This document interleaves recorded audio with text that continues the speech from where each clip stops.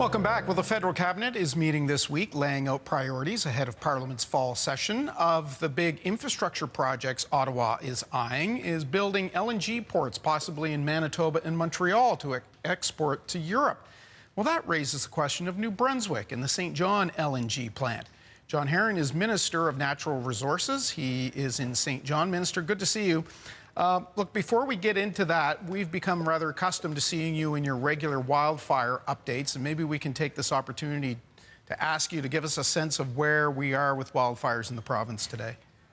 Sure, we can multitask, I guess, in that regard. So, I would say that I welcome the conversation with respect to our wildfire situation today, more so than I would have 14 days ago. At that time, we were facing 39 fires, two of extraordinary amount of concern, a forest floor that had not been as dry as it is today since 1986. And the situation we see now, instead of having 39 fires that were active, we have two fires of concern. One of those is we deem it as contained, and the other one is a fire that's still 456 hectares that we're still trying to beat down. We are making good progress on that fire, and we're in a very good situation right now. The women and men firefighters that we have at DNR, our fire center, they've just done an extraordinary effort. We thank New Brunswickers for their support and cooperation during the precautions that we had in place, and it got us into a better place today than we were 2 weeks ago. Do you ever recall a summer this dry? The fire center itself, they actually track this type of data. It's their perspective. This is the driest summer that we've had since 1986. Wow, 1986. Yeah, and that was a bad year, as many of us will recall. Let's turn to liquefied natural gas. The Prime Minister suggests ports in Churchill, Manitoba, Montreal could be built to export to Europe. New Brunswick hasn't been mentioned a whole lot, if at all, despite having an LNG facility. Why not? Well, I'm not fussed by any means in terms of what ports had been mentioned. I think this very much can be an and conversation versus an or conversation.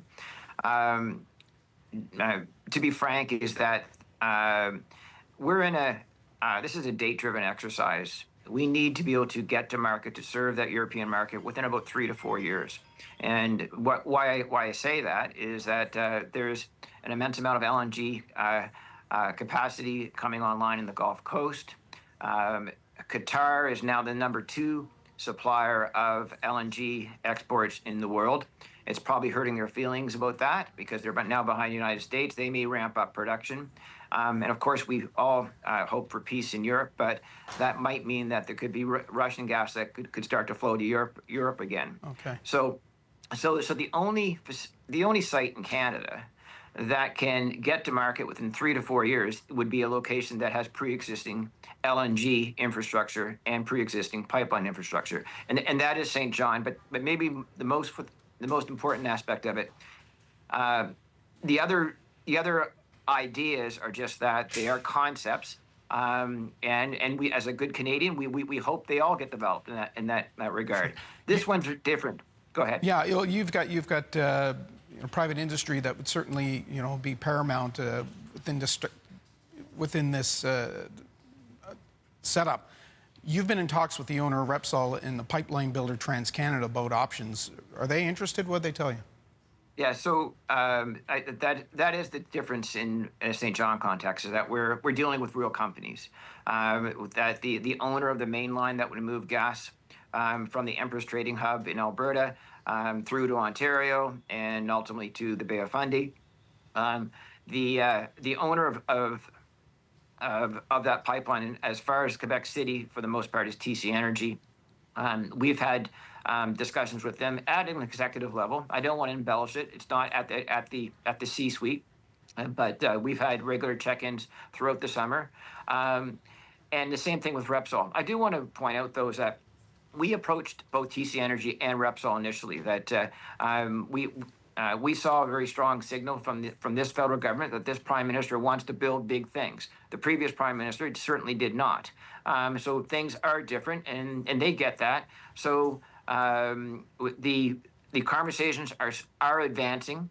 They're beyond maybe the nascent stages of it, but there's still a lot of work to be done.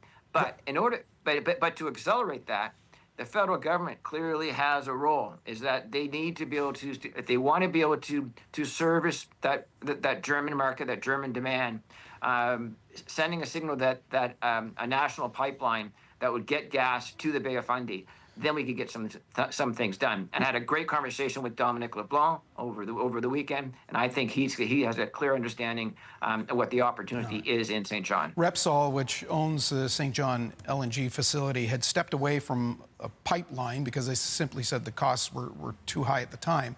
Is it change the narrative now if the federal government is willing to get behind projects like this? And would you have to get Quebec to be on board to finish a pipeline through to Tidewater? So this really is a national project. So, you know, almost the poetry kind of goes like this. You've got Western Canada Gas that would flow to the trading hub at Dawn in Ontario, which has an abundance of gas from other sources as well. That pipeline would follow the existing routing that finishes at Quebec, or at Quebec City. There's been large pipeline infrastructure carrying natural gas for nearly 60 years. So instead of having a pipeline imposed on the province of Quebec that they don't want, meaning carrying oil, you'd be having a pipeline that would have gas. So bringing gas from Quebec City toward Rivière-du-Loup, that would service an area that is underserviced today, and that would provide an energy source where there'd be economic development opportunities using that energy that would help Quebec and that region of the province. So clearly that's part of it. But I'd also would suggest that the new pipe coming from Quebec City that would connect with the Maritimes and Northeast pipeline in New Brunswick, could be potentially state-owned for a period of time until for permitting purposes, and then TC Energy or whoever built the pipe could procure it back. But I also would envision that either a significant portion, if not even the majority of that pipe, could be First Nation owned by the Wolastoqey and the Mi'kmaq. And I've had conversations with members of both of those First Nations, and they're interested in this type of concept as well. Minister, we're going to have to leave it there. There's lots of moving pieces. We're certainly going to keep on this, and we appreciate you taking the time to explain to us where we're at this point. We will certainly be watching it. Thank you. Still early days. Thank you so much. All right. That's John Herron, the Minister of Natural Resources in St. John. We'll be right back.